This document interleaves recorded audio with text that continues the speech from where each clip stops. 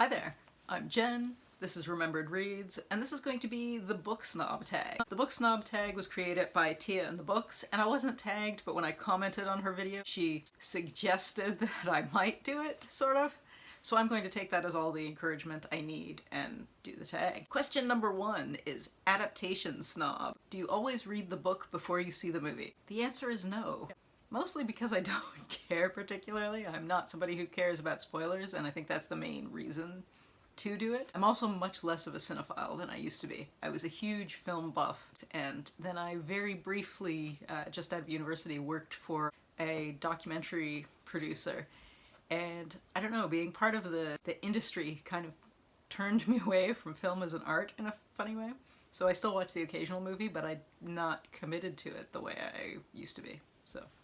Number 2 is Format Snob. You can only choose one format in which to read books for the rest of your life. Which one do you choose? Physical books, ebooks, or audiobooks? I feel like that's less a question of snobbery and more a question of preference.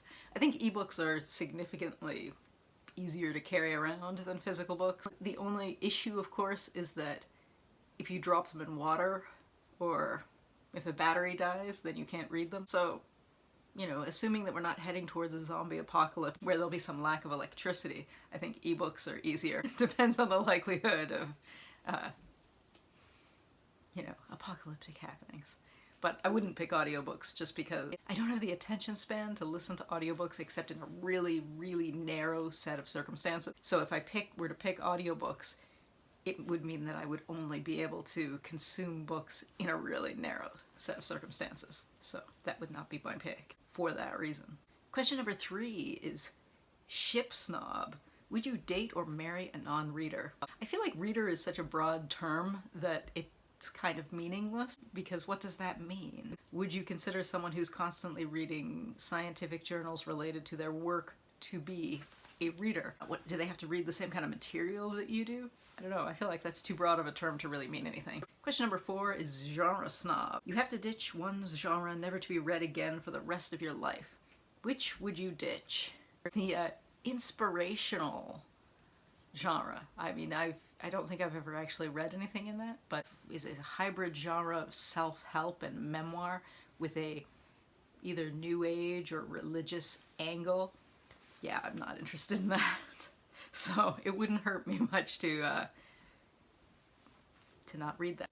Question number 5 is Uber Genre Snob. You can only choose to read one genre for the rest of your life. What genre do you choose? I think the one that would be the easiest one to cheat is to pick memoirs, because if you read the memoir of some kind of scientist, they'll probably talk about their work. And if you read the memoir of a comedian, it'll probably be funny. And if you read a memoir of a politician, you'll probably get some of the history. If you read a memoir from a poet, they'll probably include some poetry in there.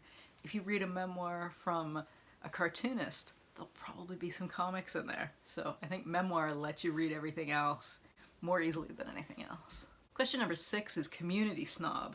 Which genre do you think receives the most snobbery from the bookish community? I think you absolutely have to say romance, and especially people who buy the category romances, the ones that are clearly little mass market paperback that come out on basically a monthly basis. I mean, people are so incredibly snide about that. Like when I used to volunteer at the Friends of Houston Public Library's warehouse, we would get boxes of them because they're published on such a regular basis. They're almost like magazine subscriptions, and we get boxes of them, and people were so snide about them. And I don't mean exclusively like literary snobs or anything. Everybody's really comfortable feeling superior to the people who read like the really branded Harlequin books. Like, it's terrible. Question number 7 is Snobbery Recipient.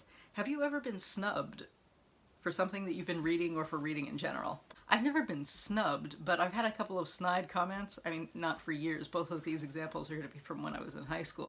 I used to read a lot of military-themed novels. I was a huge, it's probably embarrassing to admit, but I was a big fan of Tom Clancy's novels when I was between like 12 and 17, and I had a friend who had been maybe starting to date a guy who read them, and so she decided to read one, and she knew that I read them, and she was partway through, I don't know, it might have been The Sum of All Fears, She came to me and was like, Jen, this is terrible. How can you read these? They're awful.